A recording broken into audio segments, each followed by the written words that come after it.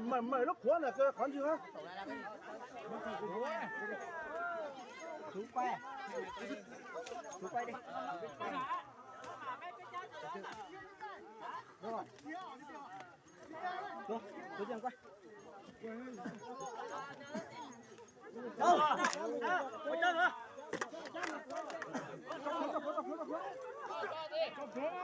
ơi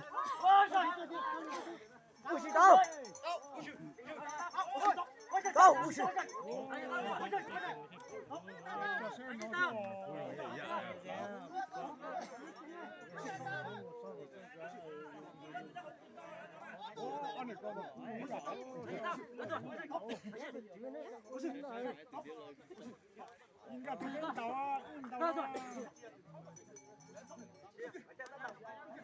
cho nên chụp bãi được đó.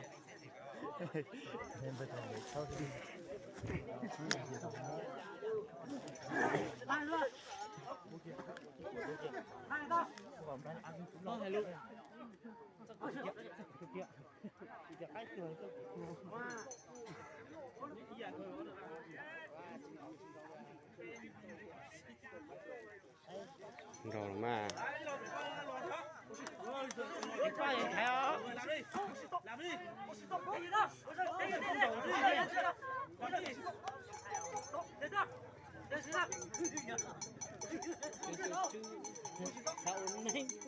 vô nín rồi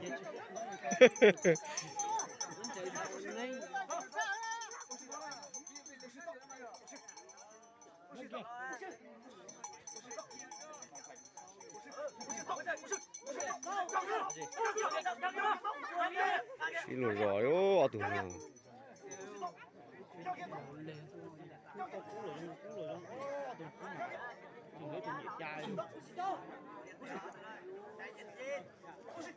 ơi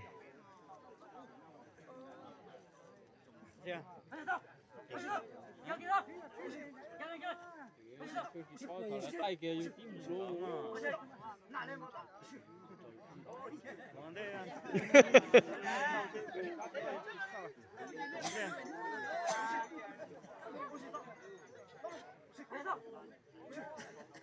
nhức ô lử lắm mà đây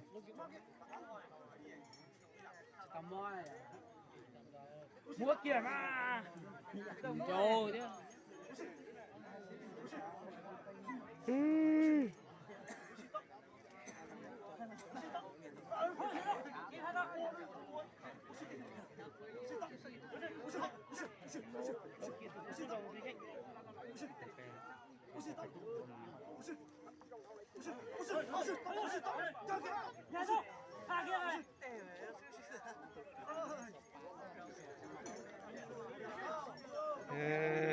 chim bò chân rụt thời chứ gì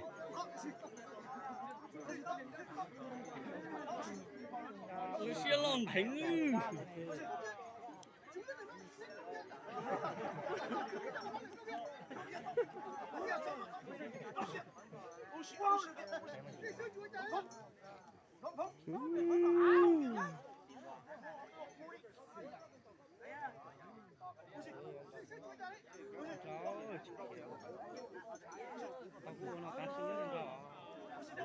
Chín đâu cái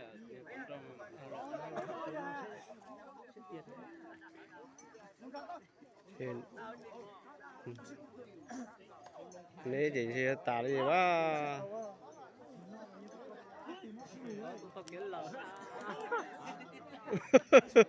cái lợ bé nhìn nhìn mà cho chuyện đi có chơi ơi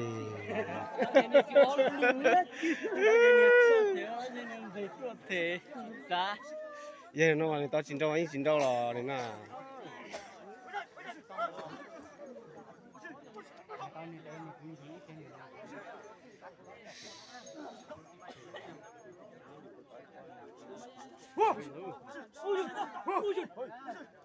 chào kia còn chào kia mó mà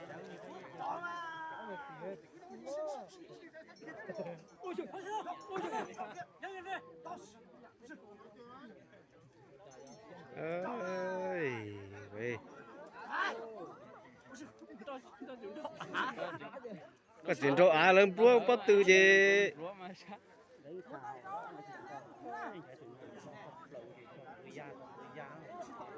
nó chỉ neo lên chỉ tao nhẹ bá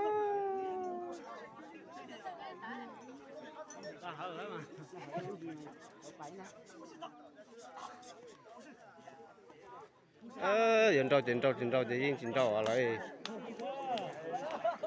cái nói gì cho chế nè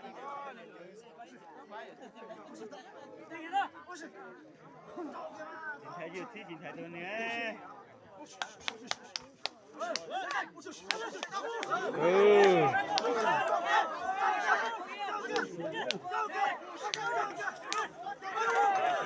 Yo, cả hầm mùa luôn,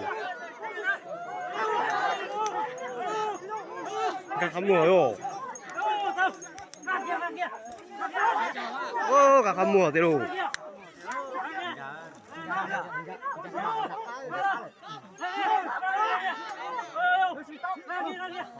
cả hầm mùa, đi.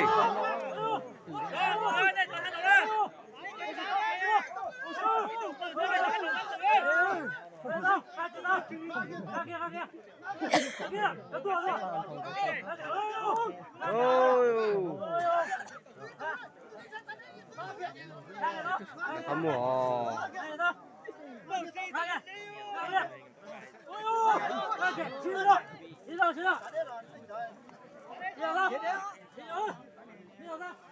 Nó ôi ô gà hầm mùa thế rồi.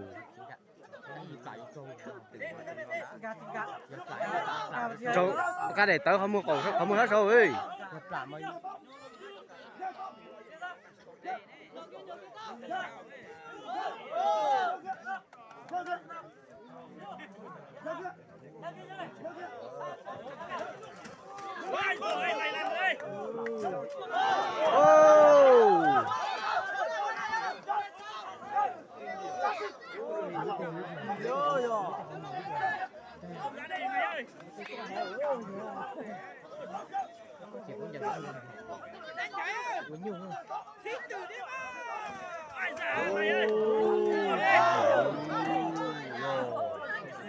Cả không mua gì cả.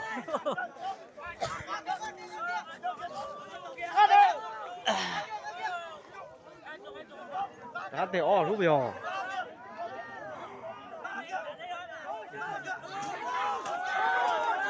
Ôi ôi. Tiểu. Tiểu. Ai kia? Chịu gì không? Ai kia?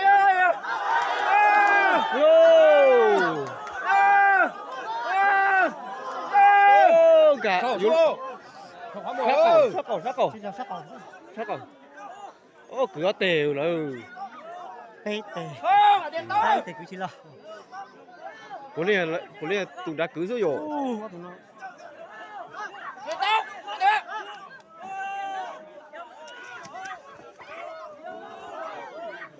Tụi đã chơi nhỏ rồi. Nó xí sát cu. Tụi đã chơi nhỏ rồi.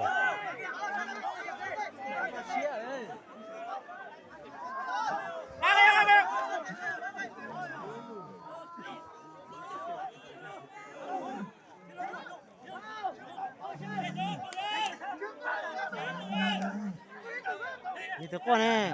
Cho tụi to ra lũ thể. Hai đi. Ô, tụi nó chỉ chuột.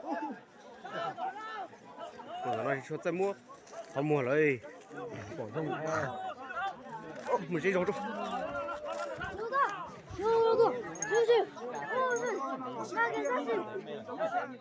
Tụi nó việc cũng đuổi là tụi nó mà mấy tốt tao.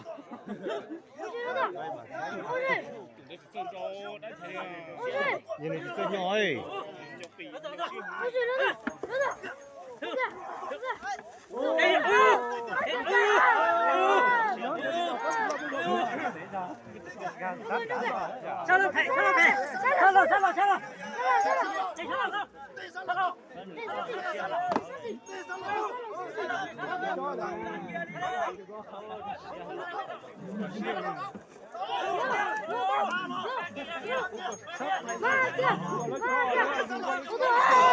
Ô, té óp, té pê rồi.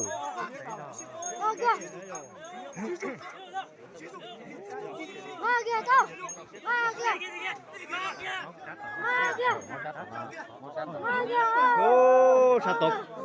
Sao sao hôn đến đó nè.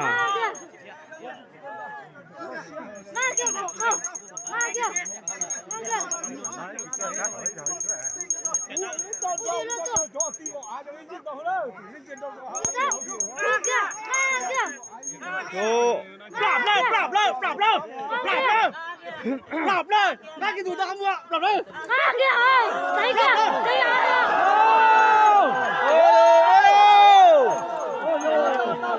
ôi ôi, xử lý luôn. Nó tụi kia đã